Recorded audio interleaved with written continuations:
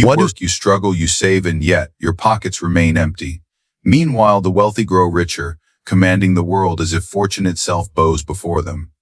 Why is this so? Tonight, I will unveil the principles that separate the rich from the poor, the timeless strategies of power and cunning that Machiavelli himself would use to build wealth. If you do not understand them, you will remain broke. But if you learn them, the world of riches may finally open its gates to you. You rise at dawn, you give your hours to labor, and you return at dusk exhausted, believing that this cycle will one day elevate you. You cling to the illusion that hard work alone is the stairway to wealth. But let me reveal a truth most will never admit. The road you walk is not the path to riches. It is the treadmill of servitude. The poor remain trapped in this illusion, while the rich exploit it. Listen carefully. The illusion of wealth is not about money itself, but about belief.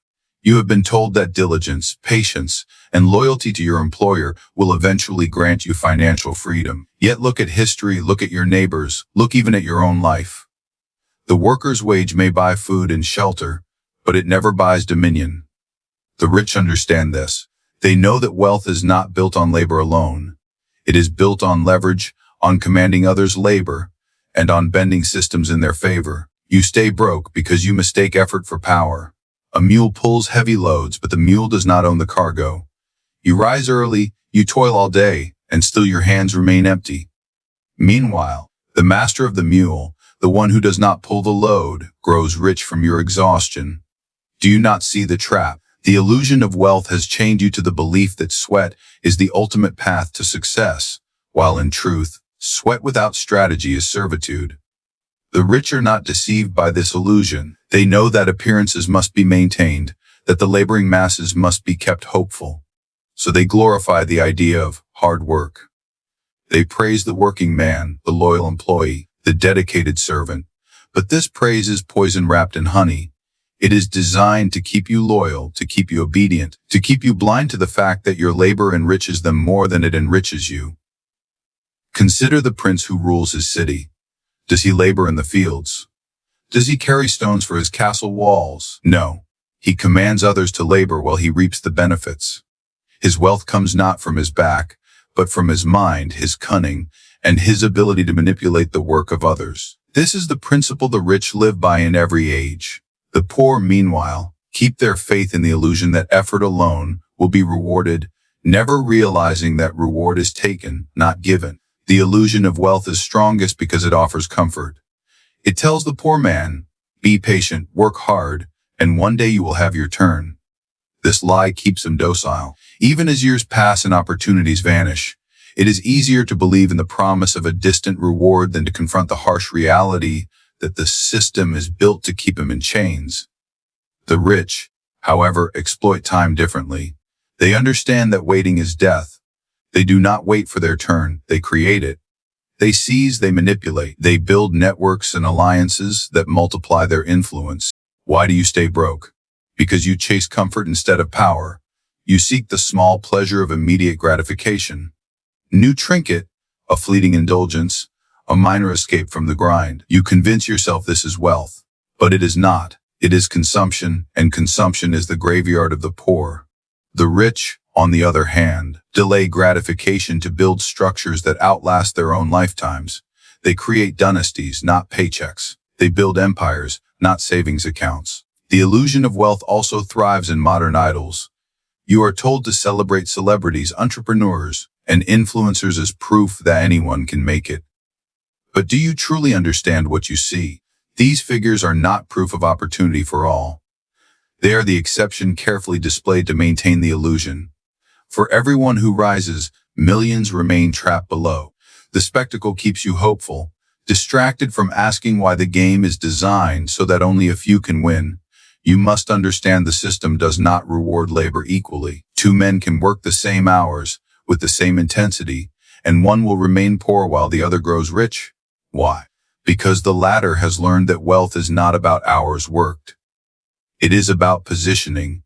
It is about owning the fruits of labor rather than being the laborer. The illusion convinces you that working harder will close the gap, when in truth, only shifting your position of power can.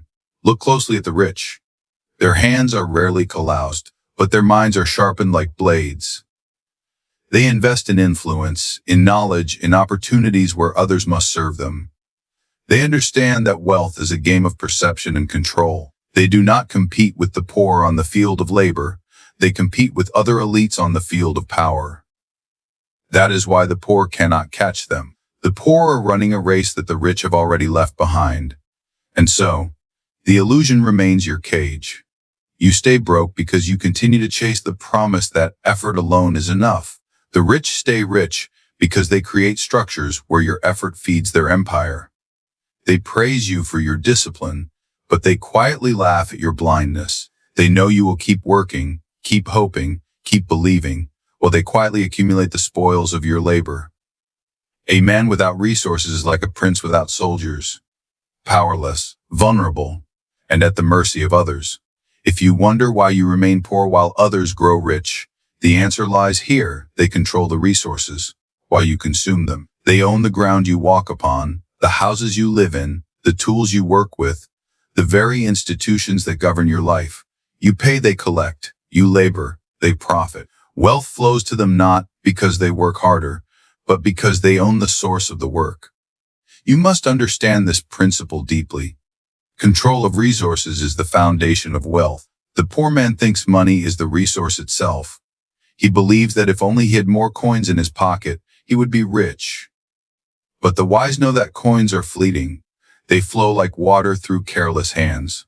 Real wealth is built not on the possession of money, but on the command of assets that generate money endlessly. The land, the businesses, the machines, the patents, the contracts. These are the true resources that separate the rich from the poor. The poor spend their lives renting, borrowing, and depending. They rent homes, they lease cars, they borrow money from banks, and they depend on wages that can be cut at any moment. Each dependency is a chain. Each payment they make feeds the wealth of those who own the resource. The landlord grows rich from the tenant's rent. The banker grows rich from the borrower's interest. The employer grows rich from the worker's labor. Control is always on one side, and obedience is on the other. If you do not control, you serve. Consider the way a prince governs his territory. His authority comes not from endless toil, but from dominion over the resources of the state. He controls the land, and thus he controls the peasants who farm it. He controls the treasury, and thus he controls the soldiers who fight for him. He controls the laws, and thus he controls the merchants who trade within his borders. Without such control, he would be nothing more than another subject. So too in the modern world, the rich establish their power by owning the very ground upon which others stand. Why do you stay broke? Because you chase income rather than ownership. You measure your worth in wages, in salaries, in the temporary payment of your time. But income is not power. Income is the illusion of stability given to the obedient. True wealth is in equity, in the share of resources that others must pay you for. You will never escape poverty if all you pursue is more pay. You must pursue control. The rich understand this perfectly. They do not merely work for money. They make money work for them. They acquire land, businesses, and intellectual property. They create structures where others pay them endlessly, even while they sleep. Their control multiplies their wealth without demanding equal labor. Meanwhile, you continue trading hours for coins, believing you are advancing, when in truth you are feeding the very system that keeps you bound. Think of the merchant who owns a fleet of ships. He does not sail every voyage. He does not unload every cargo. He does not row the oars himself. His sailors, captains, and dock workers do this. Yet it is he who grows rich, for he controls the ships, the contracts, the trade routes. His men may sweat and suffer storms, but their labor enriches his coffers. This is the law of wealth. Ownership of resources creates endless streams of income, while labor creates only exhaustion.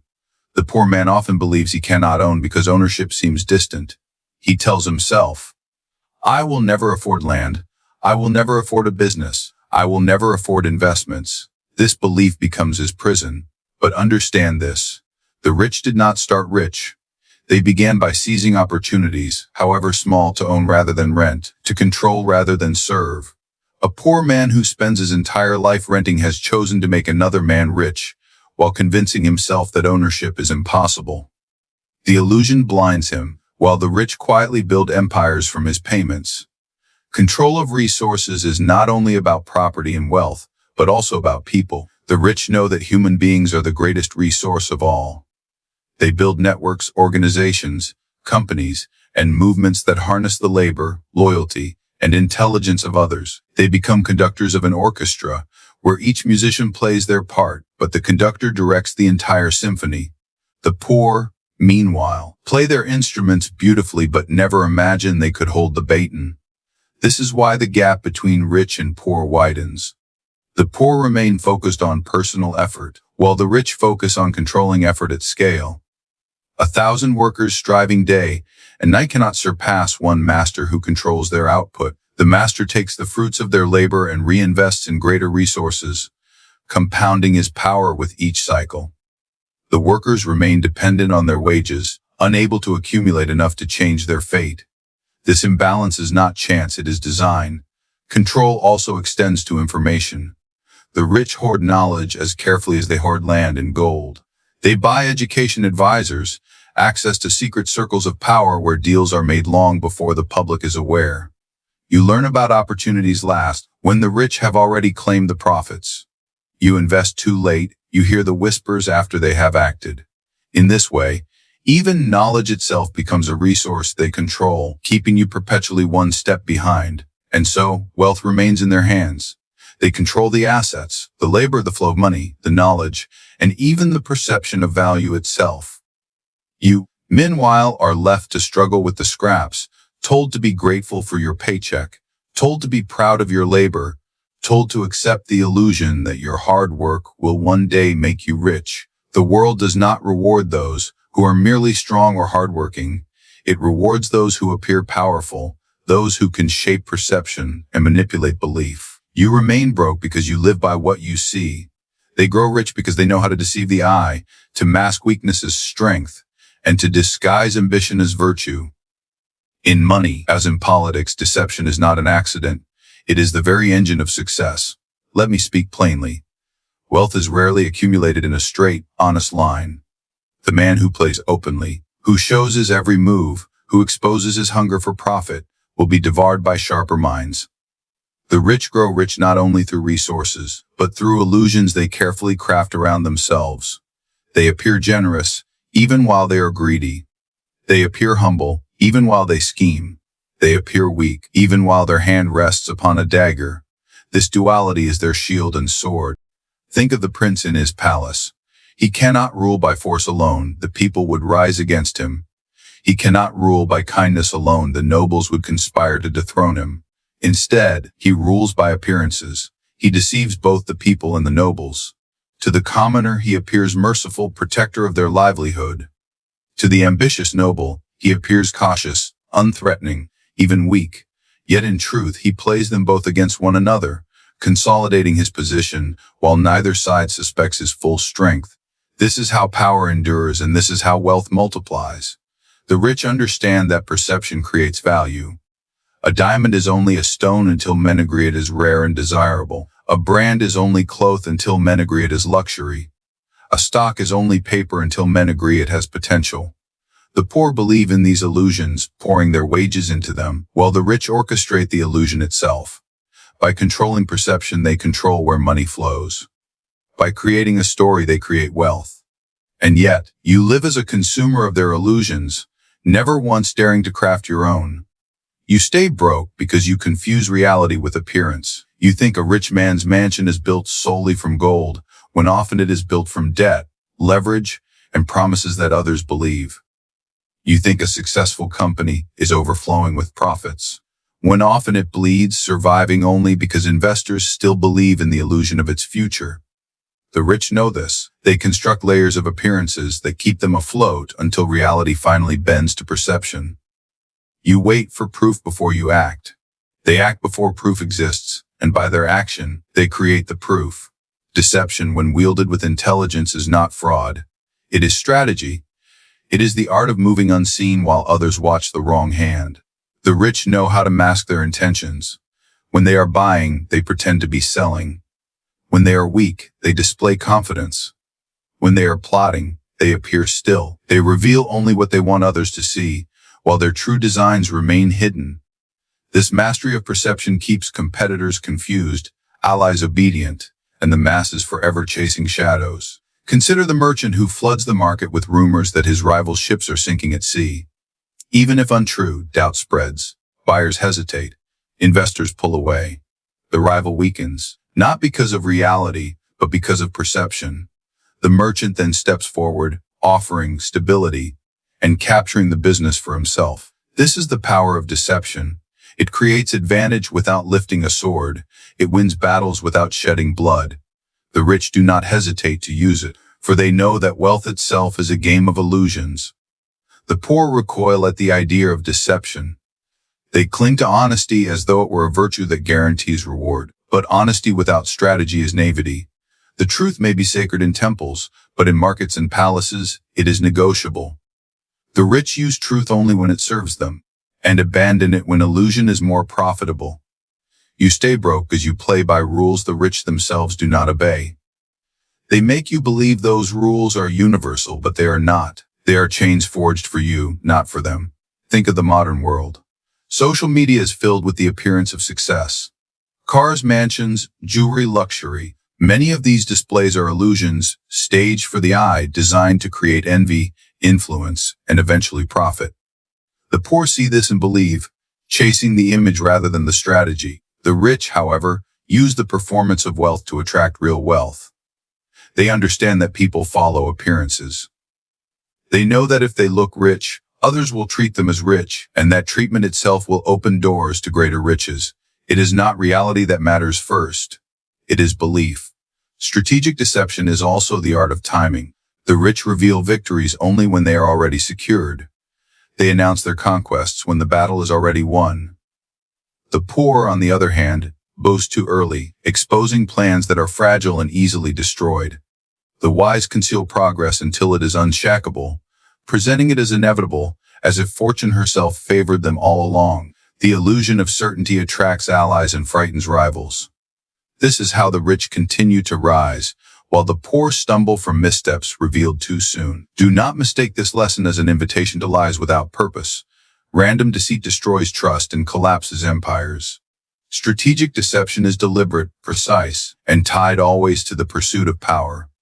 The goal is not to deceive for pleasure, but to create advantage, to control narratives, to make others act in ways that serve your ends. This is the art that sustains wealth across generations. Without it, resources can be lost, opportunities can vanish, and enemies can devour you before you even see them approach. And so you remain trapped in the illusions crafted by others. You believe appearances, you accept stories as truth, you take the surface at face value. Meanwhile, the rich design the appearances, craft the stories, and shape the surface to their advantage. You live in the world they manufacture, never realizing that what you see is only what they want you to see. Money, like soldiers, is useless without discipline. It must be organized, commanded, and directed with strategy. The poor remain broke not because money never comes to them, but because they squander it without order. The rich grow rich because they treat money as an army. Every coin a soldier, every investment a campaign, every victory a conquest. Wealth does not come to the careless. It comes to those who enforce discipline upon their fortune. The illusion you have been fed is that earning money alone is enough.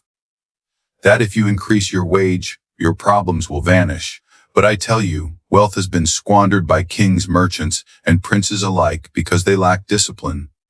What matters is not what you earn. It is what you command, what you preserve, what you multiply. The undisciplined man, no matter how much he receives, remains poor. The disciplined man, even with little, creates an empire. Consider the common man. He receives his pay, and instantly he bleeds it away.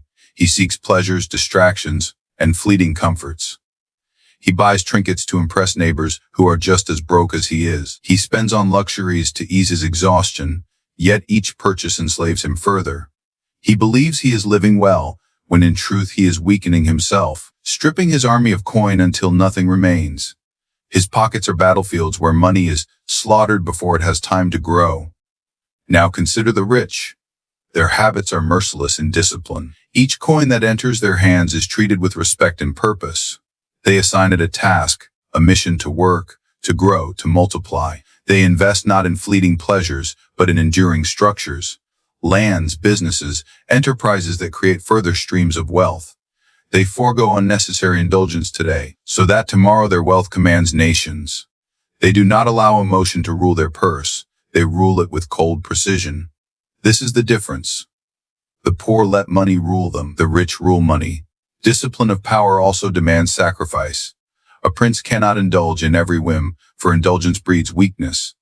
The same is true of wealth. The rich understand that discipline requires saying no to frivolous purchases, to unwise ventures, to temptations that erode their foundation. They know that every resource must be deployed where it strengthens their fortress, not where it decorates their vanity.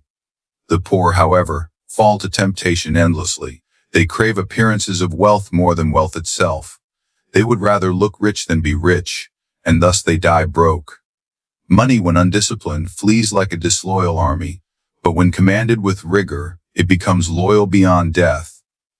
Generational wealth is nothing more than disciplined money passed from one hand to the next. The rich train their children not in indulgence but in control, teaching them to treat wealth as a legacy of power. The poor pass nothing, for nothing remains to pass. They leave behind debts, burdens, and broken dreams. The cycle repeats, and discipline, or the lack of it, determines the destiny of entire bloodlines. You must also understand that it is not only about saving, it is about strategy. To hoard money without purpose is cowardice. To spend recklessly is stupidity. Discipline lies in the middle path, directing wealth toward opportunities that create greater power. The rich invest carefully. They study markets. They cultivate networks. They wait with patience until the strike is most favorable. When they act decisively, deploying resources like a general sending troops into battle. The poor, however, scatter their money without order, chasing fads, gambling on rumors, trusting luck instead of strategy. Look at history. Great empires have fallen not because of weak armies, but because of weak treasuries. A kingdom that cannot discipline its finances soon collapses under debt and decadence. So too with individuals. A man who indulges beyond his means becomes a slave to creditors. A man who saves without investing becomes stagnant, losing ground to those who grow. But a man who disciplines his wealth, who assigns every coin to work for him, builds strength that no rival can easily destroy. The rich understand another truth: wealth without restraint is poison. The poor dream of sudden fortune, believing that winning gold will free them. Yet how many men who inherit wealth, who win lotteries, who stumble into riches, lose it all within years? They lack discipline. They treated wealth as a fountain of pleasures rather than an army to be commanded. The disciplined rich, by contrast, could start with far less and build far more, simply because they know how to control, direct, and multiply. This discipline extends beyond money into time, habits, and decisions. For the rich, every action is weighed against its return. They know that time wasted is wealth lost. They know that indulgence today weakens tomorrow. They know that order and restraint are the guardians of fortune. The poor despise discipline because it feels restrictive. They crave freedom to spend, to indulge, to escape. But freedom without discipline is slavery to poverty. The man who cannot master himself cannot master wealth. And so, the disciplined march forward while the undisciplined stumble behind. The rich multiply their resources while the poor scatter theirs. The rich build legacies while the poor build debts. It is not chance, not luck, not mere talent that creates this divide. It is discipline. The discipline to control urges, to direct resources, to treat money not as a fleeting guest, but as a loyal army that must be commanded with authority.